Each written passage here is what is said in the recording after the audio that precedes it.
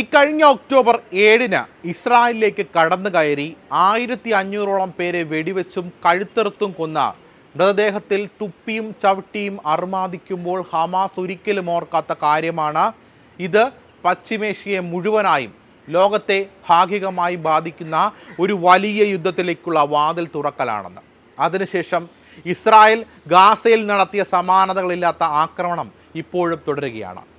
ഗസൻ metro എന്നറിയപ്പെടുന്ന ആ നഗരത്തിന് കീഴിൽ 800 കിലോമീറ്ററോളം നീളത്തിൽ ചിലന്തി വല പോലെ വ്യാപിച്ചിരിക്കുന്ന 1300 തുരങ്കങ്ങളും പൂർണ്ണമായി നിർവീര്യമാക്കി ഹമാസിനെ തുരത്തിയാൽ മാത്രമേ ഈ യുദ്ധം അവസാനിക്കൂ എന്നാണ് ഇസ്രായേൽ പറയുന്നത്. തുരങ്കങ്ങളിലേക്ക് കടൽ വെള്ളം അടിച്ചുകൊണ്ട് നിർവീര്യമാക്കാനുള്ള നീക്കമാണ് ഇസ്രായേൽ ഡിഫൻസ് ഫോഴ്സ് ഇപ്പോൾ നടത്തുന്നത്. 100ഓളം കമാൻഡർമാർ ഉൾപ്പെടെ 5000ഓളം ഹമാസ് ഭീകരർ ഇതുവരെ കൊല്ലപ്പെട്ട് കഴിഞ്ഞു. പക്ഷേ 40,000ഓളം വരുന്ന സൈനികരുള്ള ഹമാസിന്റെ വേരറുക്കാനുള്ള ശ്രമത്തിലാണ് ഇസ്രായേൽ. ഈ യുദ്ധം എങ്ങനെയെങ്കിലും അവസാനിക്കണമെന്ന് ലോകരാഷ്ട്രങ്ങൾ ആഗ്രഹിക്കുമ്പോൾ അതിന് വിപരീതമായ അനുഭവങ്ങളാണ് ഇപ്പോൾ കണ്ടുകൊണ്ടിരിക്കുന്നത്. ഗാസയിൽ ഒതുങ്ങി നിന്ന യുദ്ധം ഇപ്പോൾ ലെബനോൻ, സിറിയ, യമൻ എന്നിവിടങ്ങളിലേക്ക് കൂടി വ്യാപിക്കുന്ന ഒരു സെമി വേൾഡ് വാർ ആകുമോ എന്ന ആശങ്ക ഉയരുന്നുണ്ട്. കാരണം യമനിലെ ഹൂതി വിമതർ ഇസ്രായേലിനെ തീർത്തേ അടങ്ങൂ എന്ന കലിപ്പിലാണ്.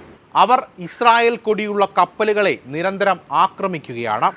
ഇസ്രായേലിൻ്റെ തൊട്ടടുത്തുള്ള ലെബനോണിലെ ഹിസ്ബുള്ള ആവട്ടെ ഈ കൊച്ചു യഹൂദ രാഷ്ട്രവുമായി നേരത്തെ തന്നെ യുദ്ധത്തിലാണ്.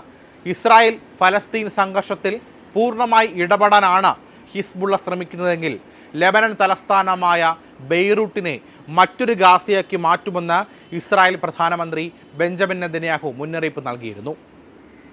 അതുപോലെ തന്നെ സിറിയയിലെ ഷിയ സഖ്യവും ഇസ്രായേലിനെ ഏത് രീതിയിലും തകർക്കുമെന്ന മുന്നറിയിപ്പ് നൽകിയിരിക്കുകയാണ്. തങ്ങളുടെ പൗരന്മാരുടെ സുരക്ഷയ്ക്കായി ഏതറ്റം വരെയും പോകുന്ന രാജ്യമാണ് ഇസ്രായേൽ. അതുകൊണ്ട് തന്നെ അവരുടെ ലോകോത്തര ചാര സംഘടനയായ മൊസാദിൻ്റെ കണ്ണുകൾ ഇനി ഈ രാജ്യങ്ങളിൽ ഉണ്ടാകുമെന്ന് ഉറപ്പാണ്. ഇതിൽ യമനിലെ ഹൂതികളാണ് കപ്പൽ ആക്രമണങ്ങളിലൂടെ ഇപ്പോൾ കടുത്ത ഭീഷണി ഉയർത്തുന്നത്. നേരത്തെ തന്നെ കടുത്ത ഇസ്രായേൽ വിരുദ്ധരാണ് യമനിലെ ഹൂതികൾ. സൗദി അറേബ്യയെ ഏറെക്കാലം വട്ടം കറക്കി യമനിലെ ഗോത്ര വിഭാഗമാണിത്. ഇറാന്റെ പിന്തുണയോടെ പ്രവർത്തിക്കുന്ന ഷിയ വിഭാഗക്കാരായ ഹൂതികളെ പൂർണ്ണമായും പരാജയപ്പെടുത്താൻ അറബ് സഖ്യസേനയ്ക്ക് സാധിച്ചിരുന്നില്ല. സൗദിയുമായി സമാധാനത്തിൻ്റെ പാതയിലെത്തിയ ശേഷമാണ് ഹൂതികൾ ഇസ്രായേലിനെതിരെ തിരിഞ്ഞിരിക്കുന്നത്.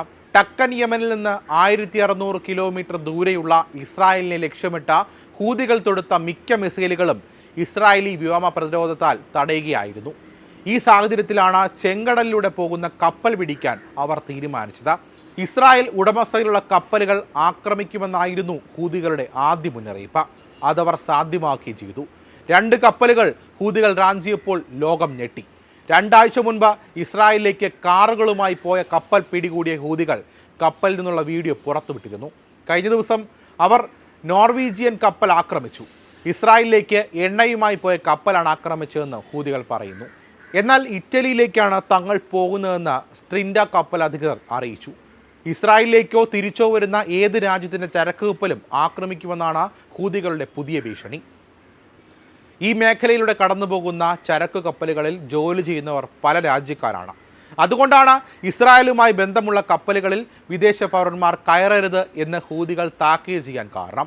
ബ്രിട്ടീഷ്, ഫ്രഞ്ച്, US യുദ്ധക്കപ്പലുകൾ ഇവിടെ ഉണ്ട് എങ്കിലും അവരെയൊന്നും ഹൂതികൾ ആക്രമിച്ചിട്ടില്ല.